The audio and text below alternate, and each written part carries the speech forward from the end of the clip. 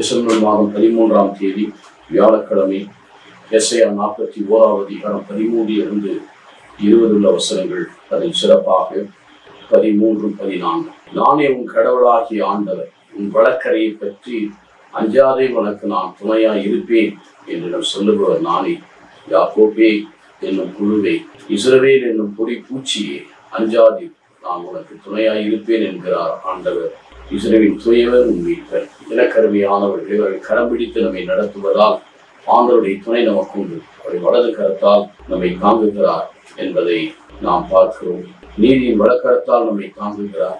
துணையாய் இருப்பது எப்படி என்றால், யாக்கோப்பு என்னும் குழு மண்ணிலே ஊர்ந்து செல்கிறது. அது ஒரு செயலற்றதாக இருக்கு. அதே போல பூச்சி பறந்து செல்லலாம். ஒருவேளை புழுவானது மண்ணிலே ஊர்ந்து செல்கிறது, பூச்சியானது பறந்து செல்லலாம். ஆனால் அவைகள் வெளிச்சத்தினாலோ இருளினாலோ செத்துப்போம். ஆனால் ஒன்றுமில்லாமல் இருக்கிற நம்மை இந்த உலகத்தில் சரி இறைவனுடைய ஆசிரியர் பெறுவதற்கு ஆண்டவர் துணையாக இருக்கிறார்.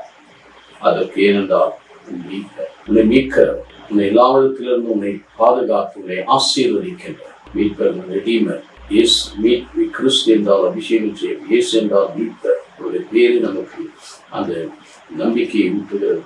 எல்லா துன்பங்களிலும் துயரங்களிலிருந்தும் இது ஒன்றுமே செயலற்ற ஒரு சாதாரண ஒரு புழுவாக இருந்தாலும் பூச்சியாக இருந்தாலும் அவைகள் மிக விரைவிலே பாதிக்கப்பட்டுள்ளது. ஆனால் எந்த விதத்தில் பாதிக்கப்படாமல் உன்னை விடுவித்து உன்னை ஆசீர்வதிக்கிறவர். உலக பிரகாரமாய் நாம் பாதிப்புக்குள்ளாக சோதனைகளுக்கும் வேதனைகளுக்கும் துன்பங்களுக்குள்ளாகும். ஆனால் உலகத்தை ஜெயித்த ஆண்டவர் உங்களோடு மீது அதுவும் ஒரு கரபிடித்து நம்பிக்கையோடு உன்னை மீட்பவர் நானே.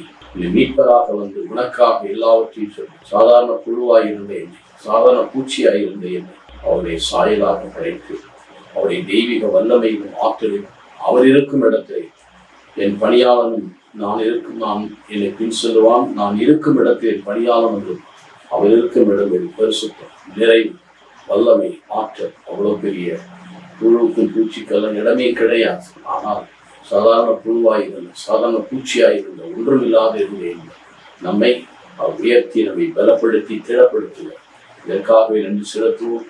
அவரை நம்பி அவருடைய கரம் பற்றிக் கொள்வோமா? நீங்கள் நல்ல ஆண்டவரை, யாக்கோப்பு என்னும் குழுவை, இஸ்ரவேல் என்னும் பூச்சியை, ஒளிப்பூச்சியை அஞ்சாதிலே என்று சொல்லுகிறேன். இந்த உலகத்தில் பல நிலையில் நான் ஒன்றுமில்லாமல் இருந்தால், செயலற்ற ஆற்றலற்றவர்களாக இருந்தால், இதோ உங்களது தெய்வீக வல்லமைக்குள் எங்களை வைத்து மறைத்துக் கொண்டீர்கள். தொடர்ந்து எங்களை காத்துக்கொண்டு ஆசீர்வதியும் நல்ல பிதாவே.